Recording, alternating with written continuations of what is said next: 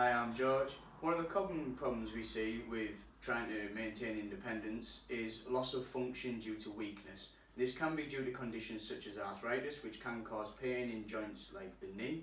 What can happen is, as the joint becomes painful, people start to avoid using that joint as much, and therefore the muscles get weak, and then the joint gets more painful due to the muscles not taking the pressure off the joint. One simple exercise you can do is what we would call a mini squat.